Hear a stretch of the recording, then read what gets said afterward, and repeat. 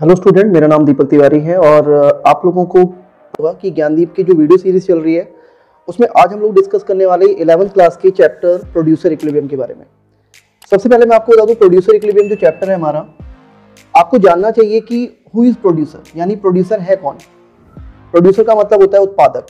देखो, producer is that person या producer is that organisation जो गुड्स या कमोडिटी को प्रोड्यूस करती है, मैन्युफैक्चर करती है, उसी को हम क्या बोलते हैं, प्रोड्यूसर। ठीक है, यानी उत्पादक वह व्यक्ति या संगठन है जिसके द्वारा वस्तुओं और सेवाओं का निर्माण किया जाता है। किसके लिए? लोगों के द्वारा, कंज्यूमर के लिए। ठीक है, तो उसी को हम बोलते हैं प्रोड्यूसर।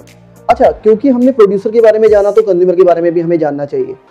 अब आपके माइंड में एक बात आ रही होगी कि हु इज कंज्यूमर, कंज्यूमर कौन है? तो consumer is that person who consume goods और कमोडिटीज, यानी जिसके द्वारा वस्तुओं और सेवाओं का उपभोग किया जाता है, that person is called consumer. ठीक है, इसके बाद हम बात करते हैं प्रोड्यूसर इक्विलिब्रियम। जरा सोचो, एक प्रोड्यूसर यानी एक सेलर, एक मैन्युफैक्चरर कब अपने आप को इक्विलिब्रियम में मानेगा?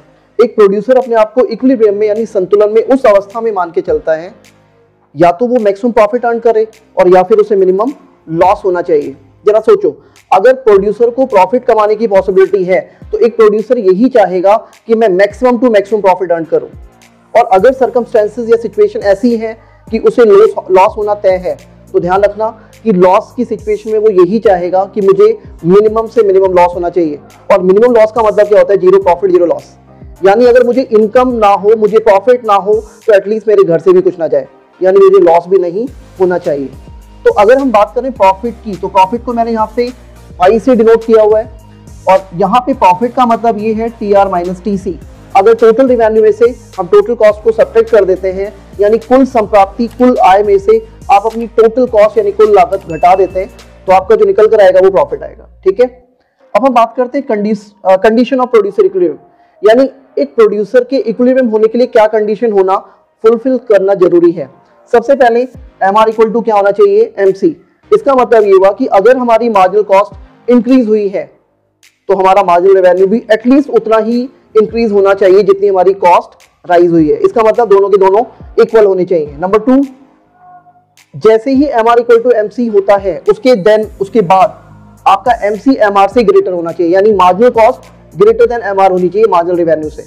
एंड नंबर 3 सिचुएशन, AR यानी कि जो प्राइस है वो आपका greater than equal to ABC होना चाहिए, मतलब average revenue equal to average variable cost. और अगर ये तीनों कंडीशन फुलफिल होती हैं तो हम कह सकते हैं कि एक प्रोड्यूसर इक्विलिब्रियम की सिचुएशन में होगा। ठीक है, अब हम इसको जरा टेबल और ग्राफिकली समझ लेते हैं कि कैसे होता है ये। जैसे मैं यहाँ पे मान के चलता हूँ कि जो हमारी यूनिट्स हैं वो 1 2 3 4 अप टू 10 तक है। मार्जिनल रेवेन्यू आपका ऑल टाइम फिक्स रहेगा 12 रुपी।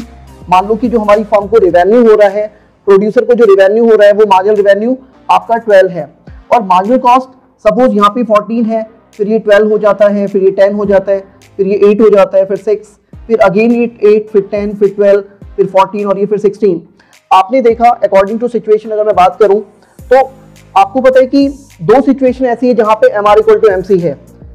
सेकेंड यूनिट पे MR इक्वल टू क्या है? MC। लेकिन जरा सोचो, आपने देखा कि MR तो 12 है लेकिन MC कितना है?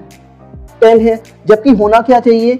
MC ग्रेटर देन MR, यानी जहां पे MR इक्वल टू MC होंगे उसके बाद MC MR से ग्रेटर देन होना चाहिए, बट यहाँ पे MC MR से ग्रेटर नहीं है। इसका मतलब ये सिचुएशन प्रोड्यूसर इक्विलिब्रियम की सिचुएशन को रिप्रेजेंट नहीं करती है। आगे हम देखते हैं, यहाँ पे आपने देखा 8 यूनिट पे आपका MR इक्वल टू MC है।